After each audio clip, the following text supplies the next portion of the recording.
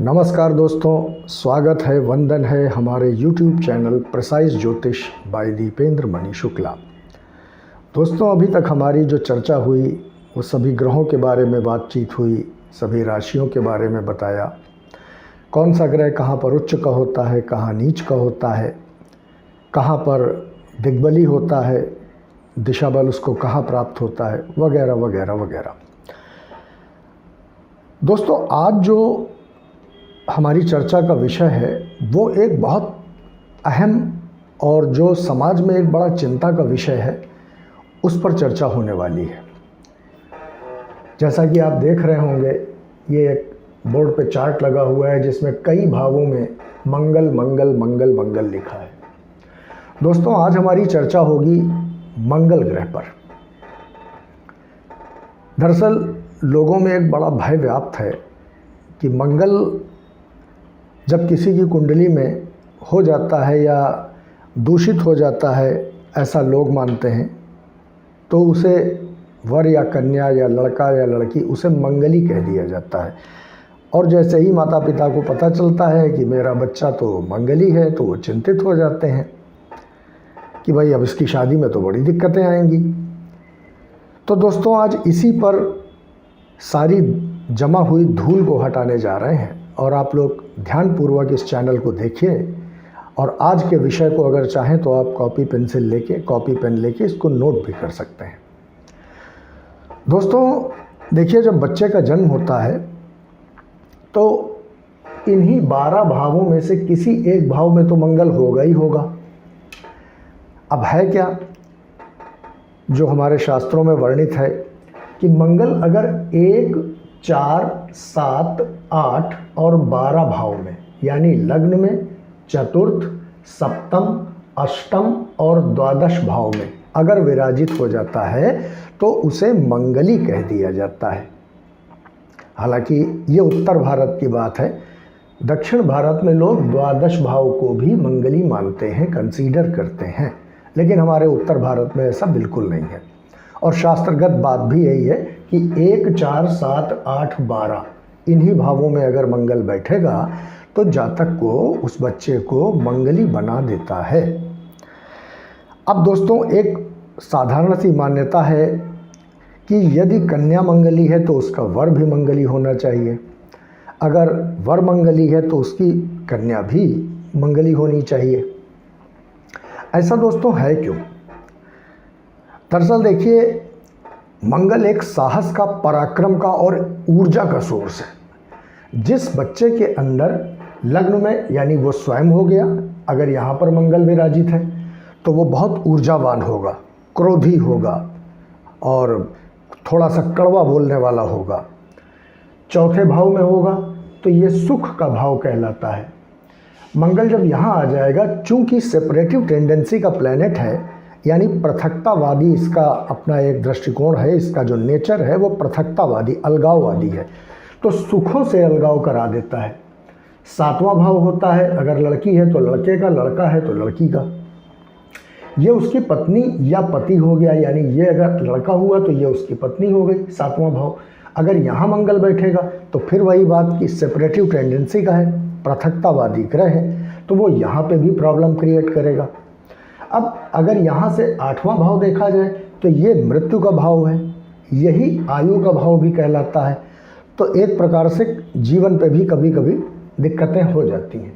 और 12वां भाव जो है वो इस लग्न की हानि होती है, इस लग्न की हानि, खर्चा, नुकसान का होता है। तो अगर यहाँ मंगल बैठेगा तो लग्न का नुकसान कराएगा। लेकिन अब दोस्तों, एक चीज़ और भी है। ऐसा कहते क्यों है कि मंगल वाली लड़की को मंगल वाला लड़का चाहिए, अगर लड़का मंगली है तो लड़की भी मंगली होनी चाहिए? तो उसका दोस्तों मूल सिद्धांत ये है कि जैसे जब कुश्ती होती है ना, चाहे वो फ्री स्टाइल हो, चाहे वो कैसा भी दंगल हो या ओलंपिक्स में गेम हो किसी प्रकार के, तो उसमें होता ना 55 किलो भार वर्ग, यानी 55 किलो का पहलवान 55 किलो के पहलवान से ही लड़ेगा। इसी प्रकार जैसे माता गंगा जब स्वर्ग से आ रही थी तो राजा भगीरथ ने कहा कि माता आप चलिए, और माता ने कहा मैं चल तो दूंगी, मैं तुमसे बहुत प्रसन्न हूँ, लेकिन ये बताओ कि मैं स्वर्ग से जब धरती पे उतरूंगी तो मेरे आने का जो वेग होगा वो इतना तीव्र होगा कि उसको तुम्हारी धरती जो है वो संभाल नहीं पाएगी। हमारे वेग से, यानी जिस वेग से मैं धरती पर गिरूंगी उस वेग से तुम्हारी धरती जो है पाताल में चली जाएगी। तो उस वेग को कौन संभालेगा? तब भगीरथ शिव के पास गए और शिव जी से प्रार्थना की और शिव तैयार हुए। तब वो धरती पर अपने पाँवों को जमा कर खड़े हुए और अपनी जटाओं को खोला, और माता गंगा जब अवतरित हुई तो शिव ने उनको धरती पर गिरने से पहले ही अपनी जटाओं में समेट लिया, और उसके बाद एक पतली सी धार बना के हमारी धरती पे उन्होंने छोड़ा। तो ये कथा सुनाने का मतलब ये था कि जिसका जितना वेग होगा, जितना जिसका ताप होगा, उसको संभालने वाला भी तो उतना ही चाहिए। यानी अगर मंगली लड़का है तो उसके अंदर जितनी ऊर्जा है, जितना क्रोध है, जितना साहस है, जितना पराक्रम है, उसको संभालने वाली उसकी जो जीवन की सहचरी होगी वो भी तो उसी पराक्रम की होनी चाहिए। अगर हमें किसी बड़े पहलवान से, सपोज दारा सिंह से किसी को लड़ाना है तो दारा सिंह के टक्कर वाला होना चाहिए ना। अब कोई दुबला पतला आदमी कृशकाय शरीर वाला दारा सिंह से भिड़ेगा तो उसकी क्या दशा होगी। ठीक इसीलिए मंगली लड़के को मंगली लड़की से शादी करने की सलाह दी जाती है। लेकिन दोस्तों यहाँ पर एक बहुत बड़ा मिथक भी है। मिथक ये है कि इसके बहुत से परिहार भी होते हैं। परिहार का मतलब काट भी होती हैं। और जब ये, वैसे तो आप जान लीजिए 60 से 70% बच्चे जो हैं वो मंगली ही होते हैं। जो पैदा होते हैं उनमें 60 से 70% बच्चे मंगली होते हैं। अब इसकी बहुत सी काट भी होती हैं। लोग डर जाते हैं कि अरे मेरा बच्चा मंगली है, अब इसकी शादी कैसे होगी, ये है वो है। अब मान लीजिए जैसे एक मोटे तौर पर कहा जाए कि अच्छा, चिंता का उनकी कोई फजूल विषय भी नहीं है, वो चिंतित होते हैं तो उसका एक लॉजिक भी है। भाई देखिए, मंगल जब 1, 4, 7, 8, 12 में बैठता है तो कभी कभी क्या होता है कि विवाह में रोड़े आ जाते हैं, शादी देर से होती है, शादी के बाद जीवन सुचारू नहीं चलता है, झगड़े झंझट होते हैं, कलह कलेश का वातावरण बना रहता है, एक्सीडेंट्स हो जाते हैं, गर्भधारण में प्रॉब्लम्स होती हैं। कभी कभी अष्टम में बैठा हुआ या द्वादश में बैठा हुआ मंगल जीवन तक पे भी बात आ जाती है। ये बिल्कुल सही बात है।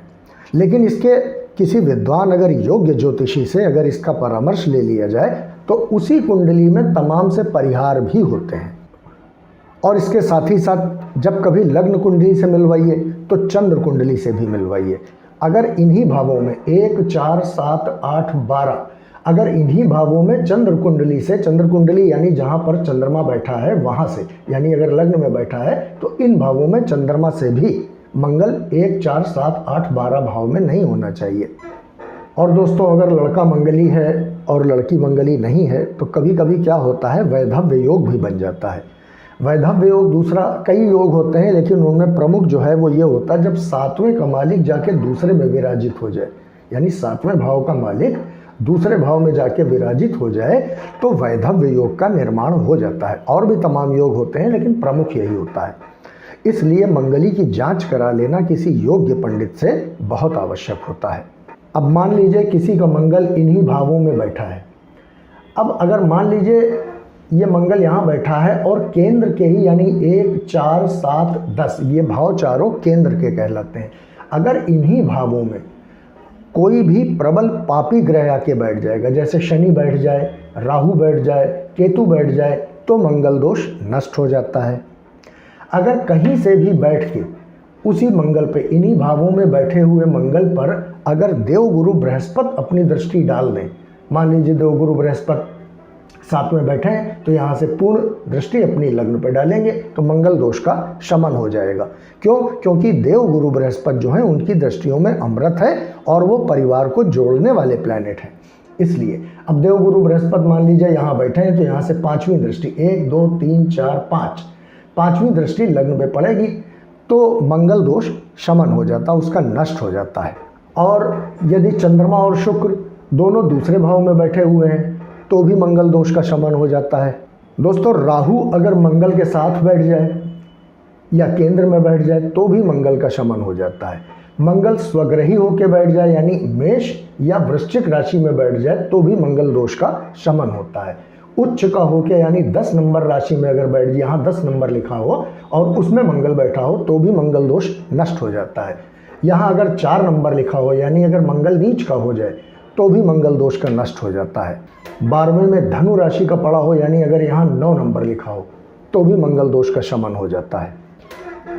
या फिर 12वें भाव में कर्क राशि या मेष राशि लिखी हो तो भी मंगल दोष का शमन हो जाता है। यानी कहीं से भी अगर मंगल नीच राशि में आ गया, यानी 4 नंबर, 1 नंबर, 8 नंबर या 10 नंबर में आ गया तो मंगल दोष का शमन हो जाएगा। अगर मंगल के ऊपर कहीं से भी देवगुरु बृहस्पति की दृष्टि पड़ गई तो भी मंगल दोष खत्म हो जाएगा। अगर मंगल इन्हीं में से है और केंद्र में राहु, शनि या केतु जैसा कोई पापी ग्रह बैठ गया, क्रूर ग्रह बैठ गया तो भी मंगल दोष खत्म हो जाता है। अब मान लीजिए नहीं ऐसी कोई योग बन रहा, देवगुरु बृहस्पति नहीं देख रहे हैं और ऐसा कोई पापी ग्रह भी नहीं है, उस कंडीशन में कहीं भी शुक्र या गुरु अगर बली स्थिति में बैठे हैं, मान लीजिए देवगुरु बृहस्पति उच्च के हैं तो भी मंगल दोष का शमन हो जाएगा।